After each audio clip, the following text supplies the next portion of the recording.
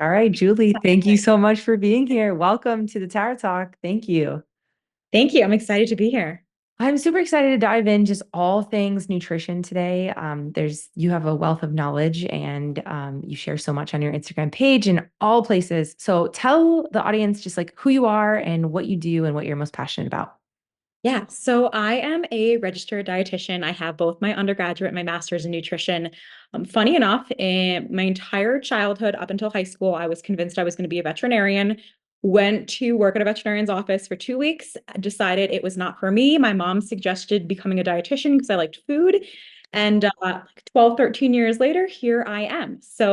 I actually began my career working in oncology. I worked in an outpatient oncology center focusing on women's health and also GI cancers.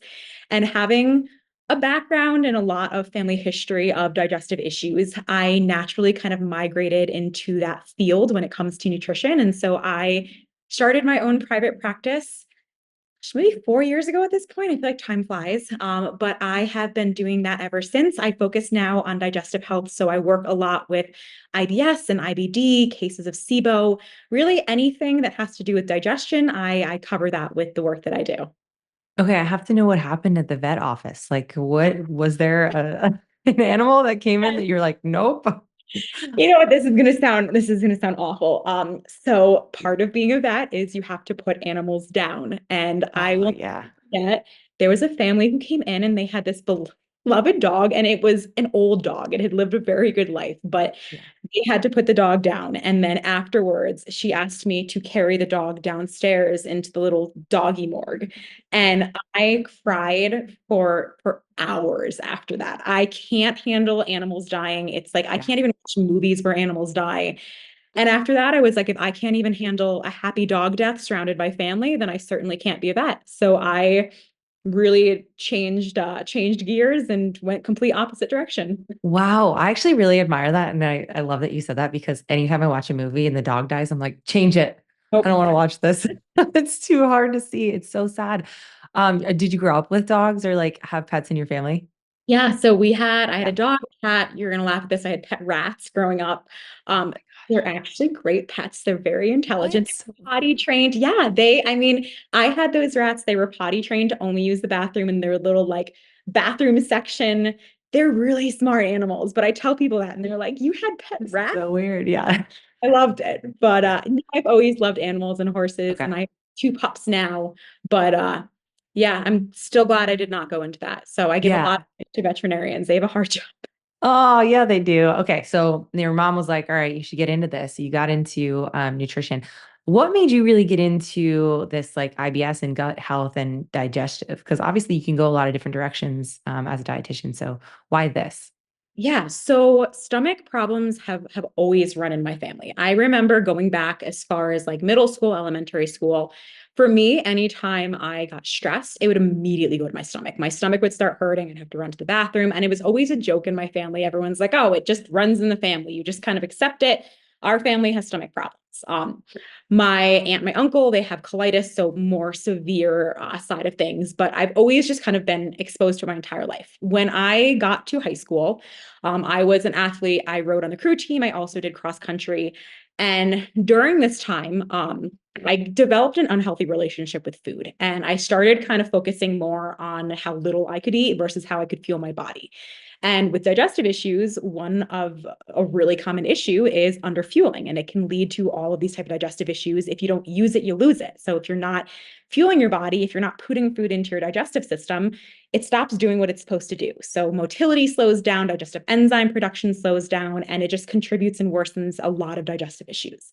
So then my stomach issues that were, an annoyance became a lot more significant and severe. And then I went to college and I got past the eating disorder part, which is fantastic, but then college comes with all of these new stressors. And for me, I have a very type A personality.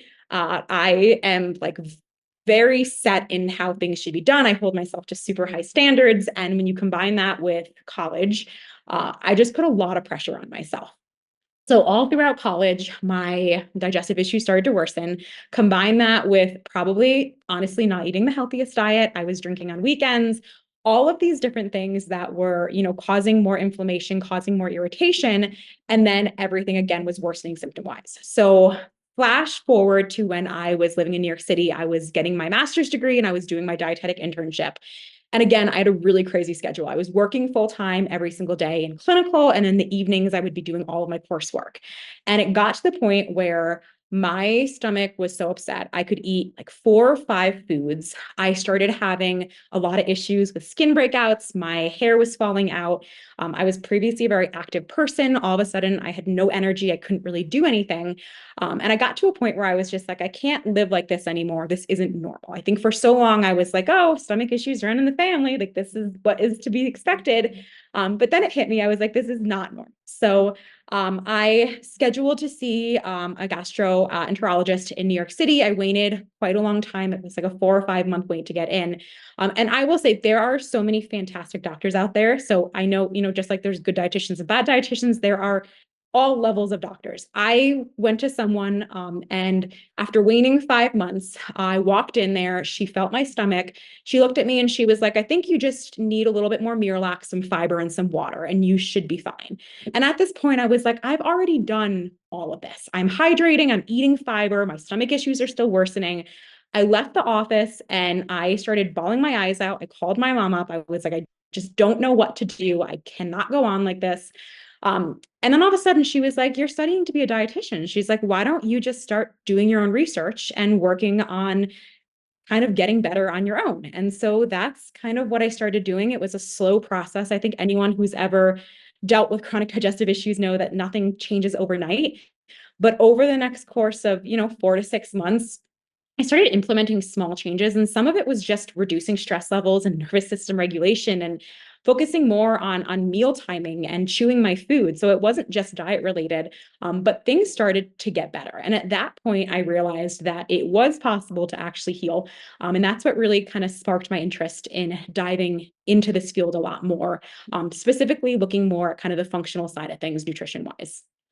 Oh gosh, I'm sure you've heard that story before too, where people go into an office like thinking that you're going to get some like thing that's going to help you, and then you like come out and you feel even worse about the whole situation. Yeah, it's frustrating, and Yeah. it's such a common narrative. I think I hear it probably from like 70 to 80% of the clients that I work with. It's just Yeah. not getting the answers that you want. But a lot of it too, I think we want to know what's causing the symptoms. A lot of times things like Miralax or even a low FODMAP diet, they're putting a band-aid on the symptoms. They might provide temporary relief, but the moment you stop doing these things, all of a sudden the symptoms come back again. And with digestive issues, a lot of times it's like a domino effect. One thing impacts the other, and over time, like in my scenario, they worsen. So it can be really hard because if you have no direction on what to do other than, a low FODMAP diet or fluids or fiber, then it just feels very overwhelming and very alone, because you want to get better. You just don't know what direction to go in. And it seems like you were the one in your family to actually like figure it out. Now, do your other family members like have it figured out because they have someone like you in their corner? Yeah, I mean, it's always a conversation. There's Yeah. lots of family group chats chatting about, what we're eating. And I think a lot of it too, I mean, gut health and symptom management, so much is food related, but so much is also stress related and nervous system, regulation and how our body is reacting to that. Because when we are in a state of stress, it's going to downregulate digestion. And so I think the hardest part for so many is looking beyond just the diet and saying, okay, I really need to address the stressors in my life. And it's not always easy because sometimes those stressors are out of our control if it's work related or sometimes family related. But I think that's just such an important piece of the puzzle that can be really hard to grasp. So when you say gut health, what does that actually mean? Yeah, that's a good question. I think gut health is going to be slightly different to everyone. To me, when I talk about gut health, we're talking about anything digestion related. So from the moment we put food into our mouth till the moment it comes out the other end, that is all gut health related. So it could be an issue in terms of something like reflux or heartburn or GERD. It could be an oral microbiome issue. It could be something in the small intestine like SIBO, which is an overgrowth of bacteria, or more microbiome related in the large intestine. So it could encompass a large number of different diagnoses or different symptoms, just depending on the individual. So when you see a supplement that says this is going to be really good for your gut health, should you just take that supplement, you Oh, think? you should run. The supplement industry, oh, don't even get me started. Yeah, I'd love to. Let's chat about that for a second. Yeah. Yeah. So when it comes to supplements, I think gut health has certainly grown in popularity. Like the last couple of years, you're seeing it everywhere. It's on Instagram, it's on TikTok, it's in the news, it's all over social media, which to one side of things I think is great because it's bringing to light a topic that I think was previously, not discussed a lot. But on the other side of things, there's been a lot of companies that have really taken advantage of that and produce supplements that make all these unrealistic promises. I will say, when it comes to supplements, if they are making unrealistic claims, if they are promising that it's going to decrease your bloat in 3 days, if they're saying it's going to heal your gut or remove parasites from taking 3 drops per day, it is probably, I don't know what the word is. Don't, Bullshit. it's bullshit. I'm Yeah. not sure if I can say that on here, You can but it's say it. You can say it. bullshit. Supplements can be helpful. They can have a time and a place. And I do use supplements a lot in my practice, but they're very targeted based on specific issues that we're trying to fix. Even things like probiotics nowadays. Probiotics are almost like medications. Specific strains are going to treat specific symptoms. So if you are dealing with, let's say, SIBO, an overgrowth of bacteria in your small intestine, there are very specific supplements that you would and wouldn't want to take in terms of probiotics with that condition. And so it can be hard to navigate through what's good and what's not worth the money. I think the biggest thing is if it's making unrealistic claims, I'm sorry, it's definitely bullshit. We should probably not do it. But two, making sure that it's third party tested, you're actually getting what you're supposed to be getting in there. And that you're taking it for a reason. I think social media makes us think we need to take 1,001 different supplements, when I think less is more when it comes to that. So how do you know, besides if someone were not to know about you or like talk with you, how would you know what supplements to take or actually what is wrong with your gut health if it could be in many different areas of your body? Yeah. So a couple of different ways that we can go about that. I'm really big on testing just because I think it's better to test than to guess and throw supplements at the wall hoping that something sticks or throw protocols at the wall hoping that something sticks. I in my practice utilize something called the GI map, which is a stool test. So you collect a stool sample at home. It's not the sexiest, funnest thing in the world, but it is nice and easy. And what it does is it essentially gives us an analysis of your gut and your gut microbiome. So looking at specific bacteria, seeing things like intestinal permeability and immune health and digestive enzyme production.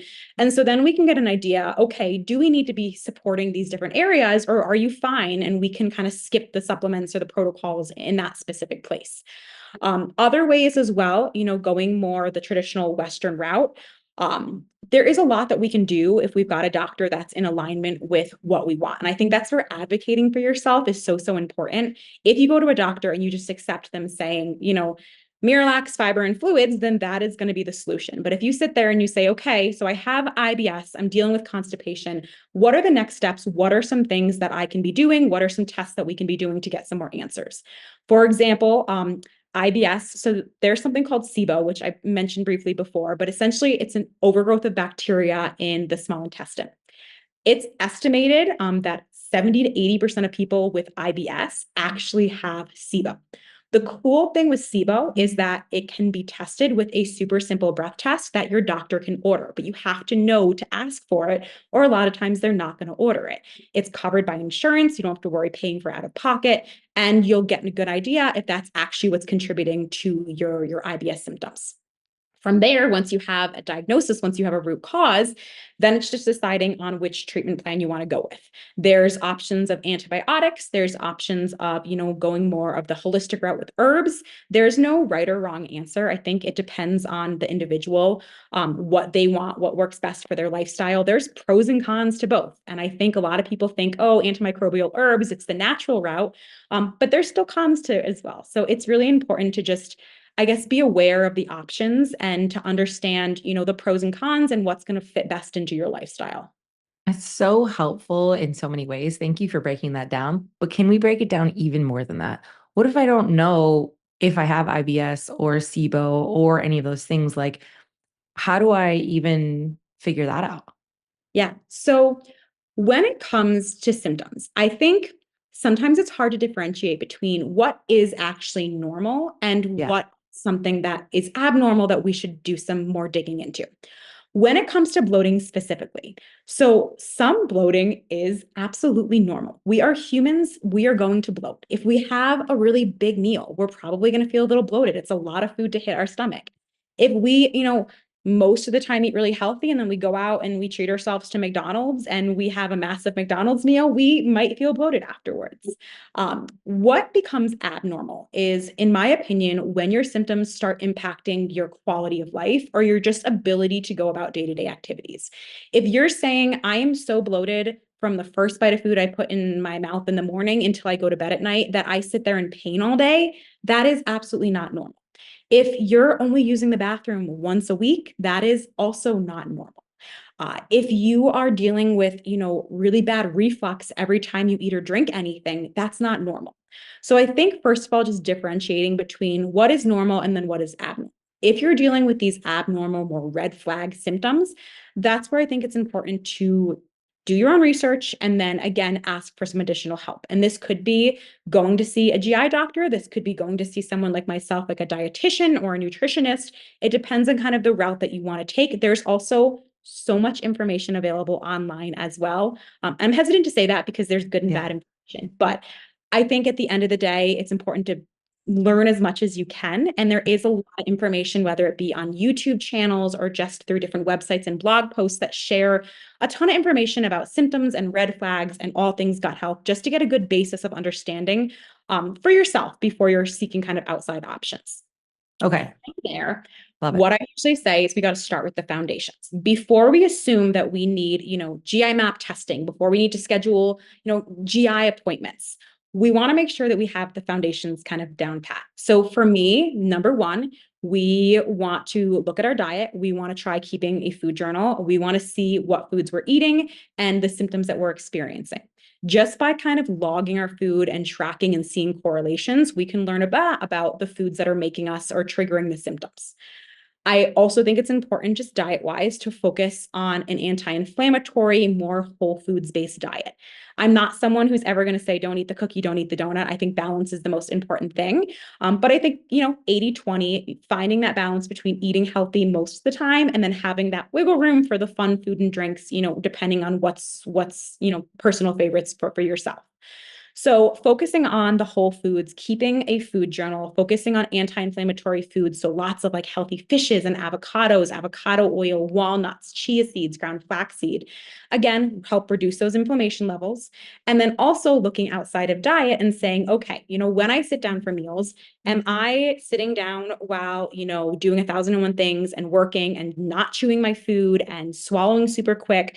Those things make a big or play a big role in digestion. If we're not chewing our food, we are making it 10 times harder for our stomach to break down. If you think about it, our stomach digests foods in two ways: contractions and then through things like stomach acid.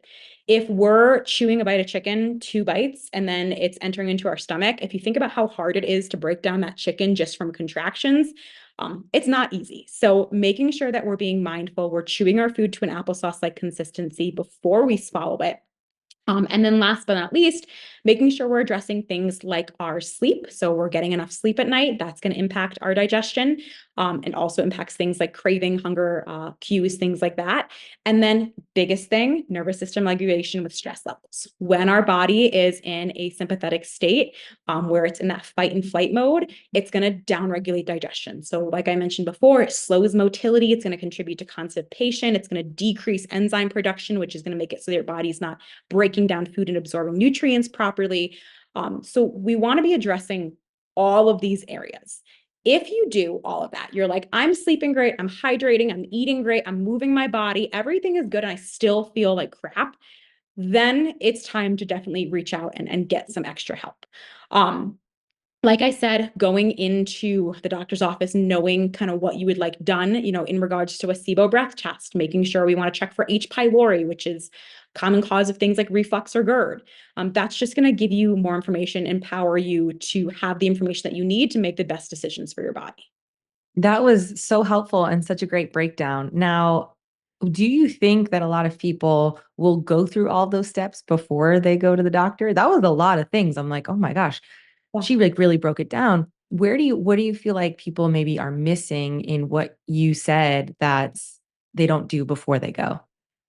Yeah, I think a lot of us will rely on supplements before the more foundational nutrition and lifestyle kind of options. I think it's really easy to see a supplement and think that that's going to solve the issues, and then when it doesn't work, be like, oh, well, nothing's working, so I'm going to get extra help. I think what tends to happen is it's just a lot of frustration. I think if you've been dealing with digestive issues for a very long time, you almost want the quick fix, and there is no fault in that. I think I Right. felt the exact same way. I 100% just schedule an appointment with a doctor before I addressed all those foundations because I was like, I can't live like this anymore. I want a quick answer. I think the reality is there's no quick answer. Even if you go to a doctor, even if someone comes and sees me, it's not like I can give you a magic pill that's going to make all your symptoms go away. We still need to start with those foundations. We still need to make sure we're checking off those boxes. And if we are going to a traditional Western doctor, again, it's traditionally, IBS diagnosis, and then, some dietary changes, maybe Miralax, something to take for constipation. But none of that is going to solve the problem long term.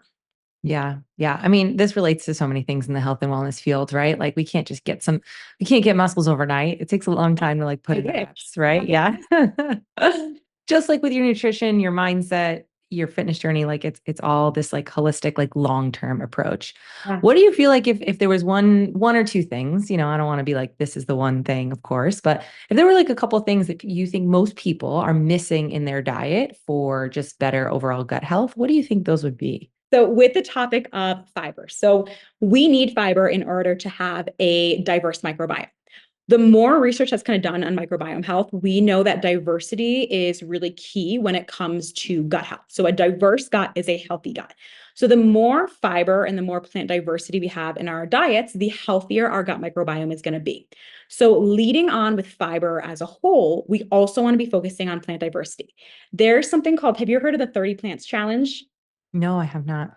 So the 30 plants challenge is focusing on increasing diversity in the diet. I think it's really easy to get in the routine of eating the same plant-based foods every single week. I'm a creature of habit. I have Yeah. like the same four veggies I buy every week. I stick with a lot of the same foods. And so for me, this was super eye-opening. But the idea is that you want to have 30 different plant-based foods every single week to promote diversity in your gut. So this could be fruits, vegetables, whole grains, beans, nuts, seeds, legumes, essentially anything that's coming from the earth. If you have, let's say for breakfast one day you have a tomato omelet, right? And you have red tomatoes in that omelet. The next day, if you have red tomatoes, you don't get a second point, you get 1 point because that was just one red tomato. Let's say the next day, though, you add in yellow and orange tomatoes as well. So different colors, it's going to contain different antioxidants, different polyphenols, different types of fiber. Well, now you've got 2 extra points from that. And the idea is over a 7-day period, you want to have a total of 30 different plants. So it's a really fun challenge just to see where you're at. You could do it and be like, I'm rocking it. I'm getting like 30, 35 plus, or you could do it and be like me and realize that you're eating the same 10 plant-based foods on repeat every single week. Yeah. So fiber and focusing on plant diversity, that would be two things that I think a lot of us are missing. I Another, love that challenge. Sorry, I don't mean to cut you off, but oh, I just love that challenge. I feel like that's a really easy way to just look at what you're eating and how you can like just slowly start to add more things in as like a fun challenge. yeah. And I think, if you do it the first time and you get 10, then the next week aim for 15, the next Yeah. week aim for 20. It doesn't need to be, a big overnight flip. I think a lot of times when it comes to nutrition, we try to do so much at once that it becomes super overwhelming. I think small, sustainable changes are what are going to be more realistic long term. So if the first week you're like, we're just going to track the plant points and see how we go. And then maybe your next week goal is, okay, we're going to add 5 to that. And then we're going to add 5 more. And soon enough, you're going to be at 30 and you're going to be rocking it. So it is a fun challenge. It's something I really like doing with clients. So now when you say 35 grams of fiber a day, where are we really getting that from? Is it all of these mostly plants and or vegetables and fruits, or where is like more high fiber type foods? Yeah. Beans and lentils are going to be an excellent source of fiber, and it also has protein in it as well. So we're going to get a good plant-based protein in there. Fruits and vegetables, it's funny. I think a lot of us assume those are going to be our super high fiber options, but there's not as much fiber as you might think. You might get 3 or 4, maybe 5 grams a serving. I think the big thing is more the accumulation throughout the day. So if you, let's say we're trying to aim for like 30 plus grams and we're having, 4 meals spread throughout the day, that's 8 grams of fiber per meal. So if we're breaking it down by meal, it's a lot more obtainable than being like, oh, I've got to hit 30 grams. That sounds like an awful lot. And if we don't think about fiber, let's say the first 3 meals and then dinner time comes around, you probably don't want to have 30 grams of fiber in one sitting. It's going to make your stomach feel awful and you're not going to feel great afterwards. So I think the keys to increasing fiber is slightly planning ahead and just making sure we're incorporating it in every single meal or the snacks that we're having. Also with fiber, I should say, let's say we're sitting here and we're listening to this and we're like, you know what, I'm not getting a lot of fiber in my diet. That's a goal I want to set. Make sure we increase fiber nice and slowly. Yeah. Fiber, like I said, it's a prebiotic. It feeds the bacteria, it causes fermentation. If we go from like 7 grams of fiber a day to 35, it is a big adjustment for your gut. There's probably going to be a big increase in fermentation, and it's going to probably cause a lot of gas and bloating and maybe some constipation. So nice and slow when it comes to increasing it, and equally making sure that you're increasing hydration. If we increase fiber and we're not also drinking enough water, it's going to contribute to constipation. So slow and steady with increasing it, making sure that we are staying very well hydrated and also dividing that fiber up throughout the day. So we're not having one meal that ends up being super fiber heavy. Let's give them a few examples. So let's say if for breakfast I'm having a smoothie and oatmeal, a yogurt or something, what's something that I could add to Yeah. make that a little bit more fiber? So chia seeds and ground flax seeds. I am Love a it. big fan of both of those. Ground flax seed, it's super easy to add into smoothies. You can add it into oatmeal bowls. You can add it into yogurt. Lots of ways we can incorporate. You can even make muffins and add ground flax seeds. So really easy to add into your diet. Chia seeds, I will say, I always recommend having soaked chia seeds instead of raw, just because they absorb a lot of fluid. So if we have a lot of chia seeds that are raw, it's absorbing a lot of fluid in our gut. And if we're struggling with constipation, it can actually make that worse. So soaked chia seeds are kind of be the way to go. But having things like, chia seed pudding for breakfast is a great option, or even soaking chia seeds and adding that to your yogurt bowl, adding that to your smoothie. Those would be some super easy ways. Aside from that, if we're having a yogurt bowl, the toppings, yogurt itself isn't going to be high in fiber. It's mostly going to be, a protein fat source, depending on what type of yogurt. But we can add on, like I said, the chia seed, the flaxseed, we can add berries into it. If we're having oatmeal, this is going to sound kind of odd. I promise it tastes better than it sounds. But frozen cauliflower rice. Takes on the taste of whatever you add to it. So if I'm making oatmeal, a lot of times I'll mix in a half a cup of cauliflower rice to it, and it tastes just as it would with normal oatmeal. So Cool. lots of different ways that we can kind of incorporate it into there. Love that. Okay, so now let's move on to like a lunch dinner. So we can do like Yeah. let's call it like a bowl of some sort. I like chicken, rice, beans, or something like that. Obviously with the beans, but what Yeah. else could we kind of throw in there Beans, too? if you're adding in like a half a cup to a cup of beans, you will have your fiber goals met just from that alone. In Um, the whole day? no, for the meal, like Oh, for the hitting meal. Okay, eight yes. grams or so, 6 to 8 grams per meal. I Got wish it. for the entire day. That would be Yeah, I was quite. like, that's nice. That's all you have to do is 1 cup of beans and you're good to go. No, but the beans and lentils are a great way. So for salads and bowls, incorporating that in. One of my favorite hacks as well in terms of lentils. So if you are making any type of ground meat dish, so like ground beef, ground turkey, ground chicken, especially if you're adding a sauce into it. So I am Italian. I love meat sauce. Yeah. If you're doing that, what you can do is also add in a cup or two of cooked lentils. It blends really well with the ground meat and the sauce, especially if you have picky eaters who aren't really big on fruits and vegetables. That's a great way to incorporate it in there. Another fun hack. So again, I'm Italian. We eat a lot of pasta, a lot of red sauce. If you roast up some vegetables, so things like zucchini and bell peppers and onions and carrots, roast them in the oven at 450 until they're super soft. So you can poke through it with a fork and it goes through easily. Stick that in a blender with your red sauce and blend it all up. And it's going to make it taste really delicious because there's lots of flavors being added, but it's also going to be adding fiber to your meal without necessarily having to sit down and fill your plate up with veggies. So a couple of different fun little hacks that you can try with those. I love those. Those are so great. And a lot of times people will be like, well, I don't want to just eat raw vegetables. Or it's like hard to get in, but when you're just hiding it like this, it makes it so much easier. What Yeah. about those drinks that have a lot of fiber in them? I'm a big fan of Olipop, and I looked at the fiber intake the other day and I was like, wow, there's like a lot in here. Now, is that a good source? I'm putting that in quotes if you're not watching this. Is that a good source, or like what does that really do for us? So I consider it more of a fiber supplement versus a Okay, whole food fiber. So the goal should always be to get as much fiber from whole foods as possible. That being said, it's not to discredit that it does have fiber in it and it is right. contributing to our overall fiber. Um, there's a lot of fiber in one can. So with things Yeah. like pop, some people handle it really well. Other people do not do good with so much fiber in one sitting with that. So it's always something just to be mindful of if you have a sensitive stomach.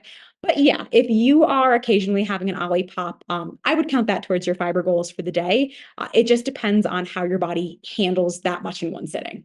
Got it. That makes total sense. So if I have one a day, it's totally fine. Julie says it's fine. I love Olipop. I'm a big Olipop supporter. I'm gonna I say. love it. Cream Yeah. soda is my favorite flavor. What's yours? The funny thing, I love the orange soda and the grape. Those are my two favorites. My husband loves the grape.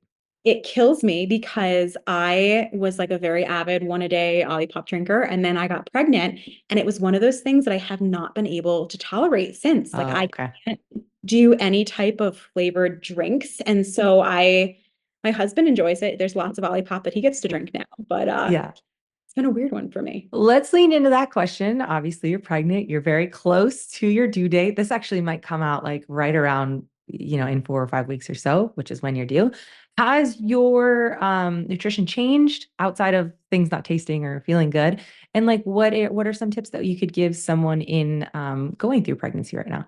Yeah. So, oh, it has been a wild ride. I know everyone experiences pregnancy so different. So this is just my own personal experience, the good, the bad, the ugly. But again, I know many people who have totally different experiences with this. So I went into pregnancy. I was probably the fittest, the healthiest I have ever been in my life. I was doing a lot of strength training. I was seeing really good gains in terms of, muscle growth, and I was eating super healthy. And so I thought when I got pregnant, I was like, I am just going to be the epitome of health. I'm going to eat salads all day and I'm going to eat lots of, salmon and whole grains and everything's going to be great. I'm going to exercise the entire time. And up until about like 7 or 8 weeks, I did really good with that. And then the first trimester, nausea hit. And I was very sick from about 8 weeks to almost 20 weeks. I couldn't keep food down mostly. I lived off of eggs and pancakes. And so at first, you hear all this about pregnancy nutrition and you know the right foods to eat. And I think as a dietitian, I was hyper aware of what I was supposed to be doing versus what I was doing. So I was supposed to be, eating all these healthy foods and, eggs and seaweed rich in iodine, but I couldn't tolerate half the foods I was supposed to eat. And for me, the biggest adjustment was just accepting the fact that I wasn't going to be eating perfectly, but also that your body knows what to do. And I know it sounds very cliche, but I spent nights not sleeping because I was like, I'm harming the baby. I'm doing all these things wrong. I'm not eating right. I'm not staying hydrated. And then it got to the point where I was like, I'm causing more harm from stressing about this than I would if I just ate what I could. And your body will tell you what it needs as it goes through. And since I hit the 20 weeks and things have been so, so much better, I've been able to add in all of those healthy foods. And now I'm able to eat, the typical kind of recommended pregnancy diet. I think my biggest piece of advice for pregnancy is go in with a plan, but also expect or accept that it could change completely just based on how you're feeling. And that's completely okay. A couple of books. So I'm not going to claim to be an expert in pregnancy nutrition. Definitely not my area of expertise, but there is a dietitian who wrote a book called Real Food Fertility and Real Food Pregnancy that I read both of them, and they are fantastic resources. She really breaks down a very whole foods approach. So how we can optimize nutrition. Supplements, prenatal is obviously important. I take one, but there's so much that we can get through our diet as well as having those supplements kind of as backup. And I thought that was a really cool concept, was that we can get so much through our food versus relying solely on a supplement. Things like folic acid are really important early on in pregnancy. Iodine is going to be super important. Things like calcium and vitamin D. And so just being aware and knowing, the food sources of where we can get these in addition to the supplements can be super helpful. And I also think it's fun just to have that information on hand and to be aware of why you need these foods in the first place. You mentioned like that your body kind of tells you what it needs. How do people actually feel those cues or kind of understand that Yeah. themselves? I think the more in tune with your body you are, the easier it is. Coming from having a background of an eating disorder, when you go through periods of really heavy restriction, it's really hard to understand those cues. Even things like hunger and fullness become all kind of discombobulated because our body doesn't know when it's going to eat, when it should eat, what's full mean. So sometimes it is kind of relearning it depending on the situation. But I also am a big believer to, what you're saying, that our body is good at telling us, what it needs. I've gone through periods this pregnancy where I've craved ground beef. I have a history of low iron. I'm not saying 100% that's why that's the case, but I do think that your body tends to crave a lot of the foods that you need. When we have, our periods, a lot of times we crave chocolate. And so everyone's like, oh, it's the chocolate craving, but chocolate is rich in magnesium, and magnesium is a nutrient that we tend to need more of during menstruation. So a lot of times, even if we don't realize it, our body is craving the foods that it needs in the moment, depending on the scenario that we're in. I love that. And it's like when you figure out what those cravings are, having the understanding of why you're doing it actually just gives you more power in Yeah. yourself that you can like intuitively trust yourself and what it needs. Yeah. And I think that's a really cool thing too, because I think, especially, whether it's sports related or pregnancy related or whatever, or what area your goals might be, being able to eat more intuitively and just kind of know without stressing out about the perfect diet. Again, the idea that if we're doing the right thing most of the time, then we have wiggle room for, not being perfect all the time, the other 20%. But it definitely is empowering to know that the foods that you're eating most of the time are, fueling the goals that you have for yourself. So you also spoke about being an athlete in the past, and I know that you kind of work with athletes or people that, are in sports.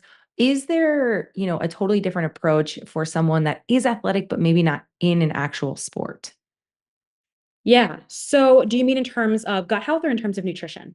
Let's call it nutrition as a whole. Yeah. So I think obviously your nutrition needs are going to vary significantly depending on what type of activity that you're doing. If you're training for a triathlon and you're working out twice a day, we're going to need a lot more nutrient wise than if we're, just exercising for enjoyment. Maybe we're doing, Pilates once a day or strength training once a day. So I think the specific nutrient needs depends on the goals that you have. I also think, how strict we need to be with our diet depends on the goals that we have. Right, of Someone course. who's competing for a bodybuilding competition obviously has to be a lot more strict in routine than someone who's just exercising to feel good. When it comes specifically to, gut health, to touch on that a little bit, I think gut health or digestive issues is super common with a lot of athletes, especially with endurance exercises. So more of like marathon running or triathlon training, just because those exercises and the movement, the changes in blood flow, just changes in terms of motility during those times can impact how our body is digesting food. And I think in those scenarios too, we need to be a little bit more specific with the types of foods that we're eating pre and post workout, the types of foods that we're eating throughout the day, anti-inflammatory benefits, all of that. Who do you mostly work with and love to work with and lean into? Yeah, I mean, my gut health clients. So anything that has to do with gut health, that's kind of Okay. my cup of tea. I've worked with people who are athletes who struggle with, digestive issues that they're trying to overcome. I've worked with people who, have IBS or IBD, more severe symptoms. I don't know. I like the diversity of working with different types of clients. I think it keeps things interesting. So I would say I don't necessarily have a favorite. I think it's fun to work with people in all different stages of their life. And then tell us a little bit more about just like how you work with clients and how that would work if people listen to this and we're like, she's amazing, which all of the information, I'm like, there's so much packed into this. I hope people hear it all and get super excited. So tell us a little bit more about how you work with clients and like what exactly you do. Yeah. So, mostly I work with clients on a one-on-one basis. So my practice is 100% telehealth. So everything is done through a HIPAA compliant telehealth platform, which is nice. So I can work with people really all over the country. What happens is I first have people sign up for a discovery call. The reason for this is I just like to get to know who you are and what symptoms that you're experiencing and make sure it's something that I feel like I can actually help with and that we can make an impact. There are some things in some scenarios where I think, before we work together, we need to get a colonoscopy. We need to rule out that it's not something, more severe. And so if that's the case during the discovery call, I'll say, you know what, I think you should take these 3 steps first, make sure it's nothing that's outside of my scope of practice. And then once you do all that, let's work together at that point. From there, what I usually start with is the GI map testing, which is that stool test that I mentioned at the start of the call. So with the GI map, they collect the stool sample. They do it at home. You don't have to go anywhere for that. So at least you're doing it from the comfort of your own bathroom. I will say I have received the funniest text messages from people after they collect their stool sample, and it is like one of my favorite things because it is an experience. Do you know when you go to a baseball game and you get like a hamburger in a Oh little my like God. carton, essentially? So that is like what you're collecting your sample in. And on top of Okay. that, be completely transparent. You've got to take a little spoon and you've got to take scoops out of different areas, and then you put it in a little vial and you shake it up. So Oh, it's wow. It's a whole thing. I it is thought it was literally just you have a. no, but quite the experience. And it's funny. Some people are like, oh, I've done this 5 times before. And other people are like, I will never do this again in my life. I don't think it's that bad, but Yeah. aside from all that, so you collect your stool sample, it gets sent in. We get results usually about 1 to 2 weeks later. On my end, that's where I'm going to go through and interpret those results. There's a couple forms I have clients fill out, really just getting to know background medications, supplements. We always want to make sure that anything that we recommend isn't going to interact with anything like a medication that they might be taking. So it's important to kind of get that full story. And then from there, we schedule that first call. My biggest goal is to make sure that my clients understand what's going on in their body. I think it can be really hard because if you've been diagnosed with something like IBS, you're like, okay, I have IBS, but I don't know anything else. And so I want to make sure we're saying, okay, here are the symptoms that you're experiencing, and this is why. And with the GI map, we can really take a much deeper dive and say, well, you know what? You have all these bacteria present. They're really big methane gas producers, and that's contributing to your constipation. We're also seeing that, you have low elastase, which is looking at digestive enzyme production. So even if you're eating a super healthy diet, your body is just not properly digesting, breaking down, and absorbing the nutrients. So we really need to make sure that we are focusing on enhancing absorption and making sure that your body has what it needs to actually heal and repair. So I think clients really enjoy just having a why behind the symptoms that they're experiencing. After that, we dive into the protocol. So I mentioned this before. I take a very holistic approach. There's no single food, single supplement, single change we're going to make that's going to heal everything. We dive a lot into nervous system regulation and reducing stress levels, finding ways to manage that, especially before our meals. We'll talk a lot about environmental factors. We'll talk about things like motility, how that's impacted by different aspects, again, environmental, lifestyle wise. And then diet is a really huge part. So this is where we're working on kind of fine tuning the diet specifically to that client. Like I said, everyone is so unique and different, but having the results in front of us, we can see or get a better idea of which foods we want to push and which food you might want to pull back on. Sometimes there's some temporary restrictions. Let's say we see a high anti-gliadin level, which is a protein found in gluten. We know that gluten is causing this inflammatory response, so we might temporarily cut it out. Short-term elimination, but the goal is always to add things back in as fast as we can. There's so much restriction in the gut health space. There's so much food shaming. There's so much incorrect information out there. I want clients to eat a variety of foods. I want them to have a diverse diet. I don't want them to feel restricted. So even if we do have to temporarily cut something out, the goal is to add it back in as soon as we can. So that could be anywhere from like 4 to 6 months later. So reintroduction is really, really important. After that, we have calls every other week. They can be video calls, phone calls, really whichever is preferred. And then the other thing that I really put a big emphasis on is just in between support. I've been there. I know how hard and frustrating digestive issues can be. And I think if you've ever struggled with something like IBS, your symptoms can change on a day-to-day basis. So there's a chat feature. Clients can reach out anytime they have a question, Monday through Friday. I can send customized recipes if they want me to look at restaurant menus, if they have general questions, change in symptoms. I check my chat pretty much all day, every day throughout the week. So just making sure that there's support in between the calls is really, really important. And then from there, my goal is not to work with clients forever. It's just to get them to a point where they are symptom-free and no longer needing my help.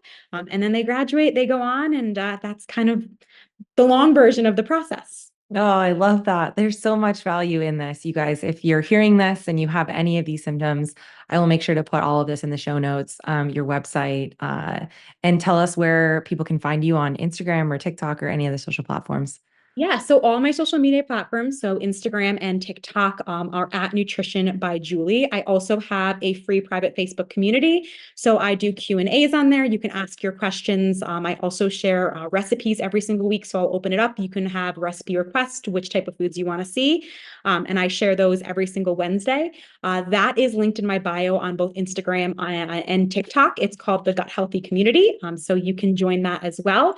And then my website is www.nutritionbyjulie.net. So everything is Nutrition by Julie. Keep it nice and simple. Amazing. And I can't wait to join your Facebook group because I will always take more recipes, of course. Thank you So, so much for being here. I always like to ask all the guests that come on, and we can make this a little bit more nutrition based. We'll do both. What's one thing you wish you knew before you started your nutrition journey before becoming a dietitianist? ooh.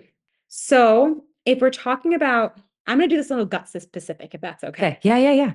I would say the biggest thing is that I always thought that it was 100% food and 100% diet. And so for years, I only focused on diet alone and the foods I was putting in my body. And I think the one missing piece of the puzzle, like I mentioned before, was that I was constantly stressed out. I was constantly in this kind of, sympathetic fight and flight state.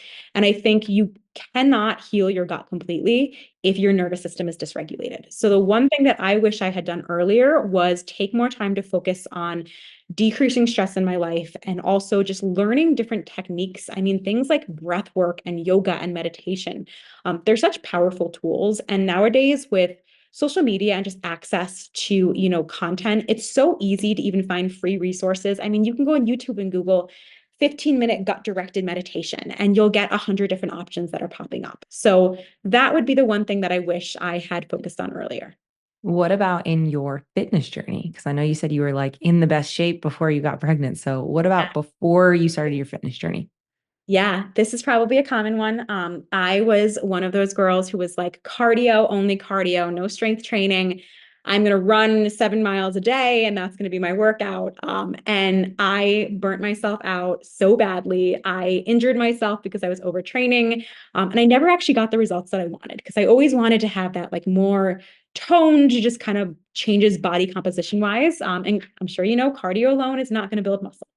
So I wish I had focused more. I was so against it for so long. I was like, I don't want to get bulky and, look like a man. And then I started doing it and I was like, huh, I was completely wrong about this. So I think Yeah. putting more of an emphasis on the strength training. And also I'll add getting help because I think strength training is very intimidating. If you've never done it before and you walk into a gym, you're never going to go to the strength machines and just like pick it up and confidently know what to do. And I think for me that was a huge barrier was I was just like I don't even know how to lift weights. And so I'm just going to go to the treadmill and I'm going to stay on this side of the gym. And then I joined a local gym and the coach was fantastic and walked through all the movements and how to properly do them. And just having the confidence to do it as well makes such a big difference. Ah, I love that. And as a strength coach myself, I love to hear you wanted to lift sooner. Did you hear that, you guys? Well, thank you so much for being here. Just a wealth of knowledge, and you just shared so much. So I'll share everything about where they can find you in the show notes. And again, thank you so much for being here and taking Yeah. time out of your day. No, this was so fun. Thank you again. Yay.